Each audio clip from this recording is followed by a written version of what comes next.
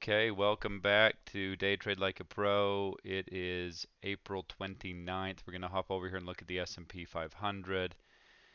And pretty wild day. So we're going to talk about how you can handle a day like today, and we'll see how our prediction point methodology held up on a pretty wild day like today. So I have a 2-minute chart here because I wanted to show you some of the swings and some of the movement around prediction points. So we had the high over here, but then at the open, it came up and hit 42.11 to the tick. That's our critical price.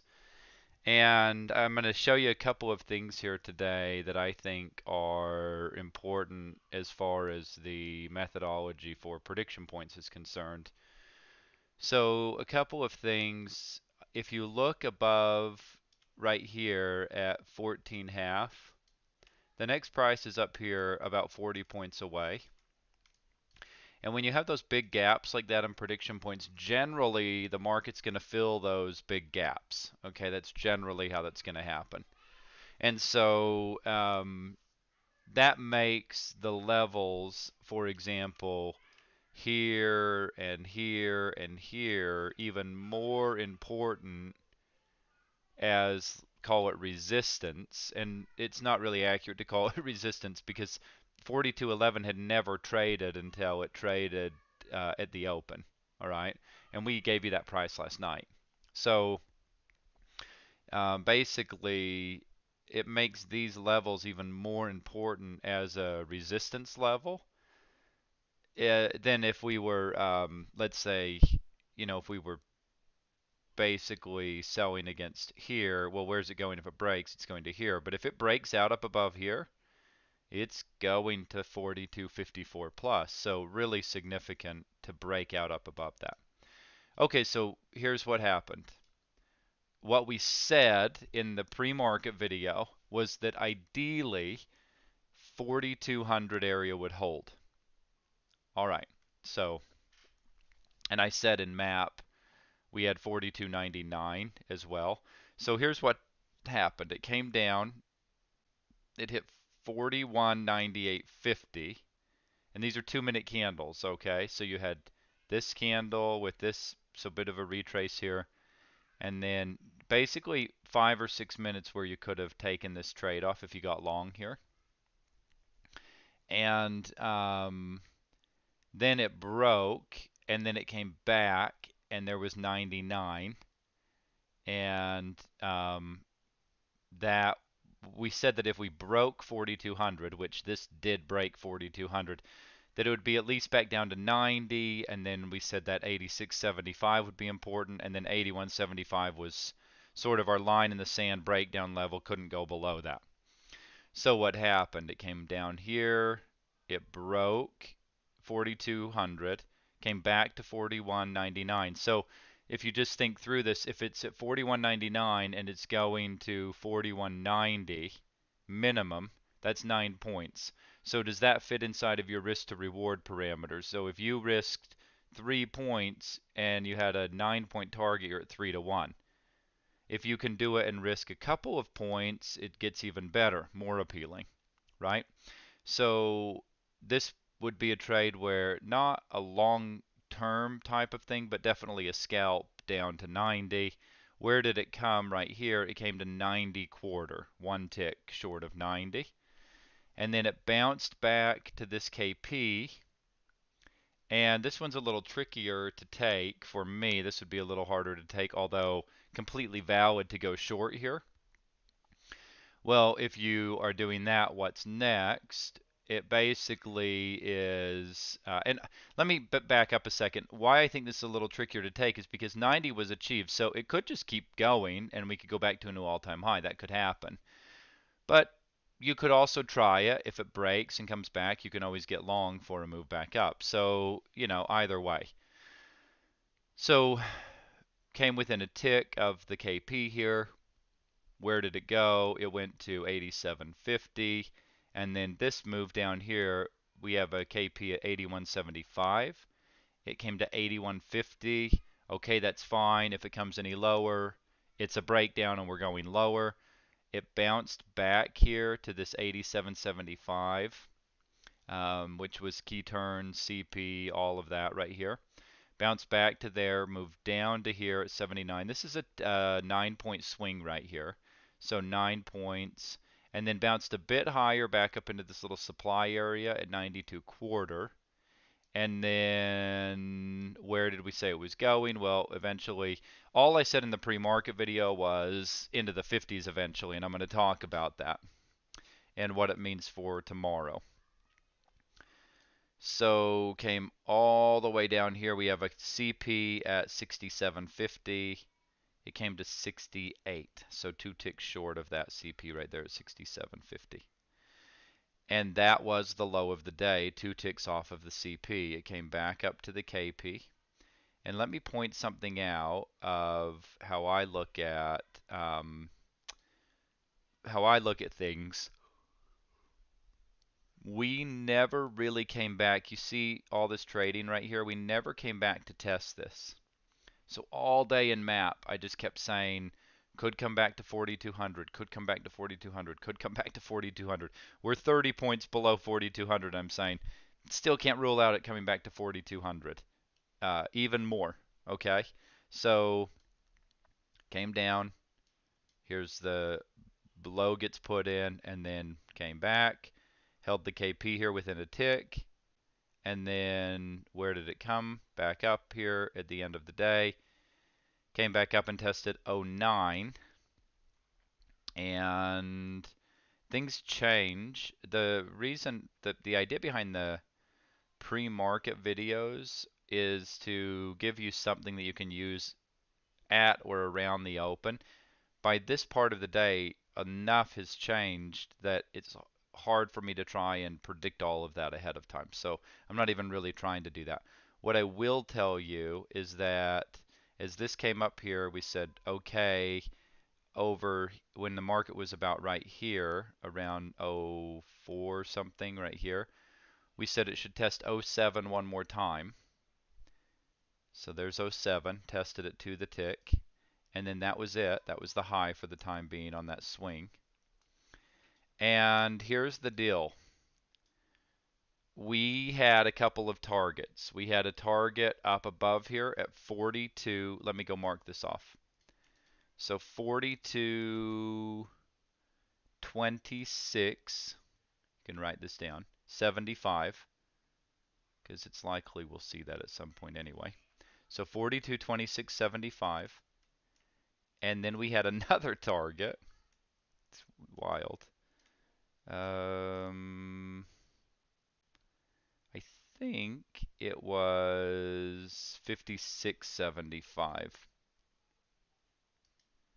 And let me just double check. We'll pull up map and we'll look in map here. Give me a second just to make sure. That was what we said.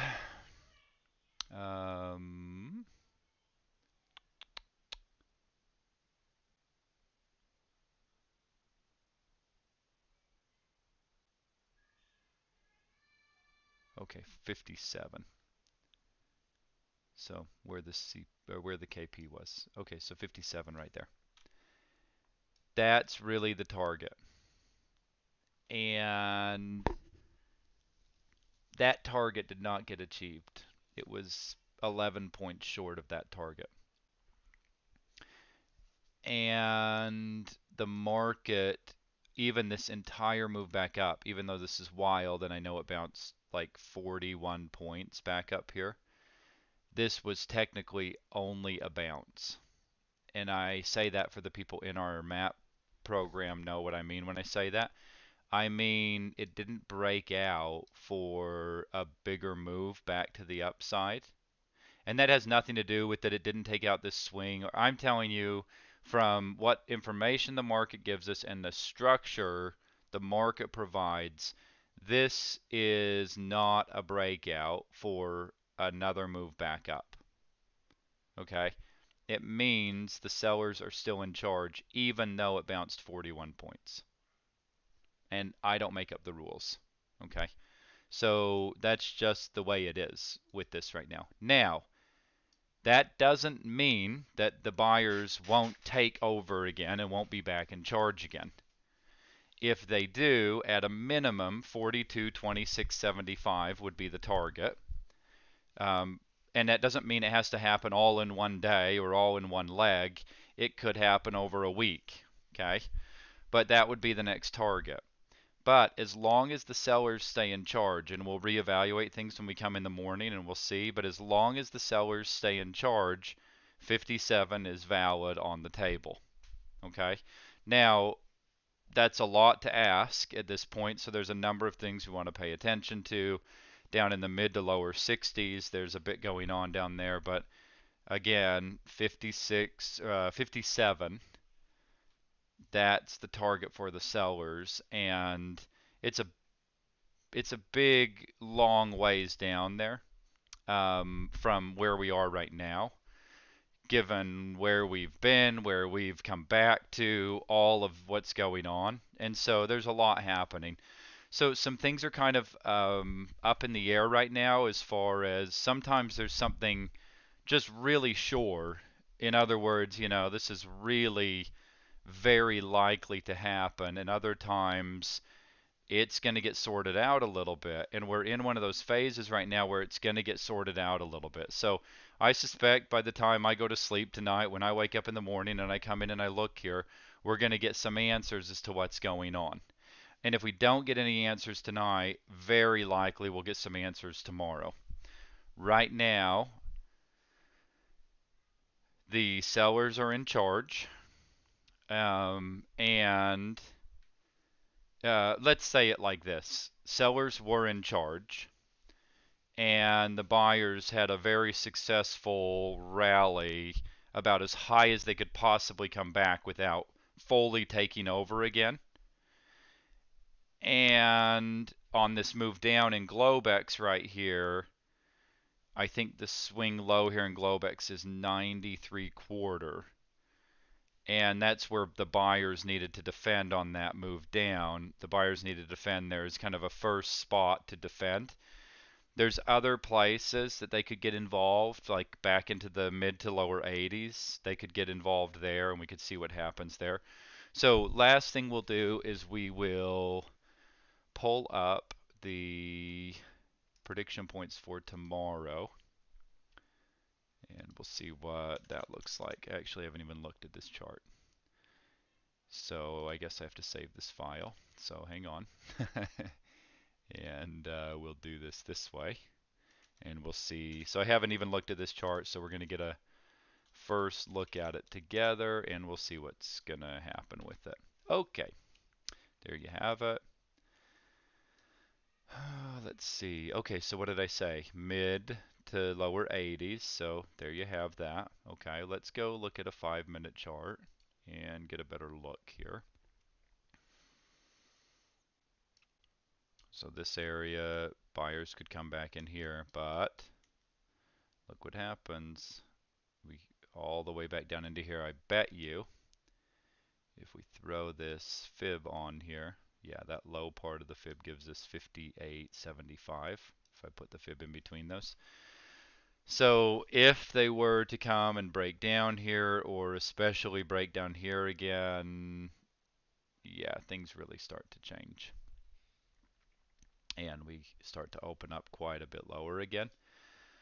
Buyers were in charge this morning. Sellers took over. Buyers had a really successful rally back to the end of the day, and sellers have been trying since then. Buyers are defending what they need to defend for the time being. It's going to be a bit of a fight. We'll see how it goes overnight once we get, London, Asian sessions going, and we'll see how things go. And then we'll see what things are like in the morning when we come in. So, look, if that's not really clear to you, that's okay. The point that you want to take away is that sometimes things are a bit in limbo, and there's times when you can load up and go crazy, and there's times when you need to sort of back off a little bit. Right now, we want to see how they interact with these areas of interest of where the buyers and the sellers are going to be fighting over. and we're going to get a lot of answers on that, and we'll come back and we'll revisit it in the morning, and we'll have a game plan, and we'll go with that plan.